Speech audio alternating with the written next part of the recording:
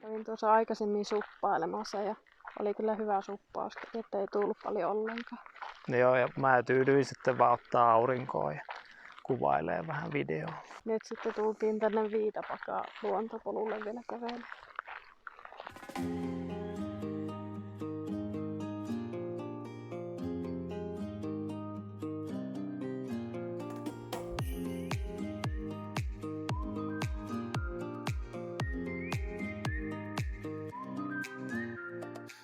Normaalina kesänä tulee paljon enemmän vietettyä tällä hiekkasärkillä aikaa, mutta nyt tää on ollutkin vähän poikkeuksellisempi, niin päästiin nyt vasta kunnolla niin kuin särkilläkin pulahtaa ja vähän luontopolulla. Ja tietty onhan toi Norja-krapulakin jo sen verran helpottanut, että täälläkin on ihan kiva käydä.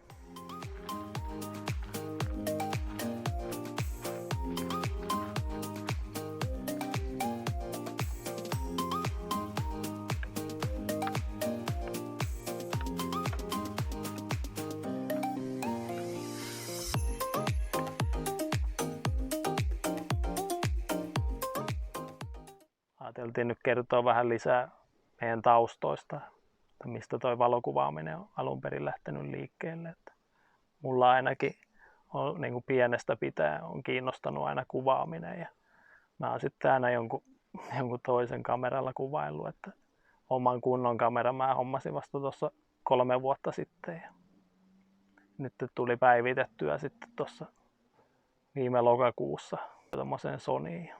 On kyllä tykännyt, että siitä kohta vähän lisää.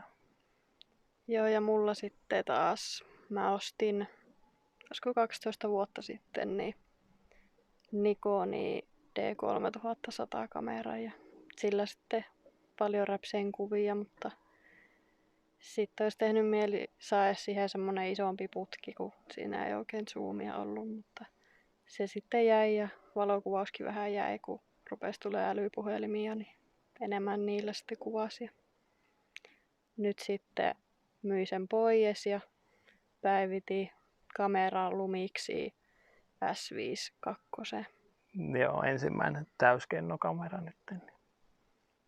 Sillä saa oikein priimaa. Vähän mietittiin, että milloin toi on niin kuin lähtenyt oikein kunnolla toi innostus meillä molemmilla.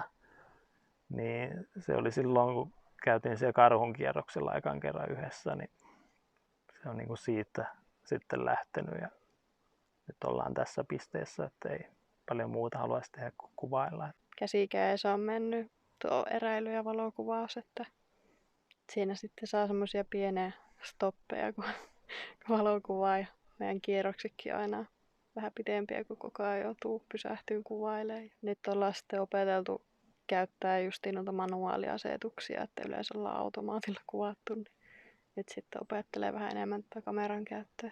Niinpä. Ja oli helpompi justiin tollain päin, että kun me ollaan tykätty eräillä jo useampi vuosi ja sitten tuo valokuvaaminen on tullut pikkuhiljaa enemmän ja enemmän siihen lisää, niin että se meneekin jo aika tasapainoisesti.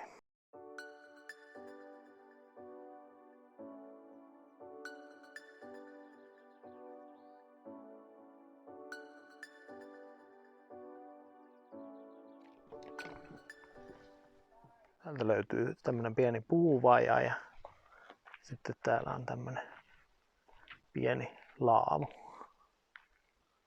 Ei tullut makkarat mukaan.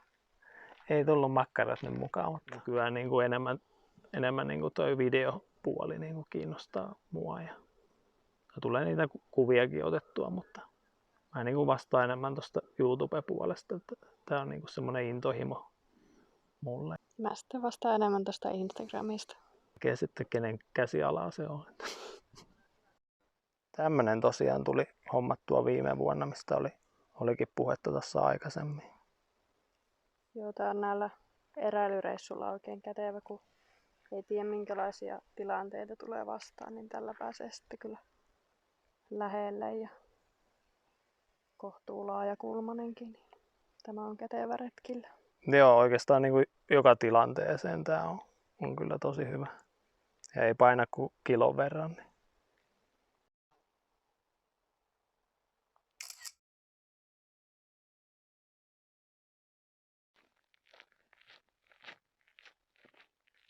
Opetellaan nyt tää video tähän ja kommentoi alle, että minkä tyyppistä videoa ensi kerralla kuvailtaisiin. Olisiko vaikka jotain My Day-henkistä tai enemmän retkipakuesittelyä.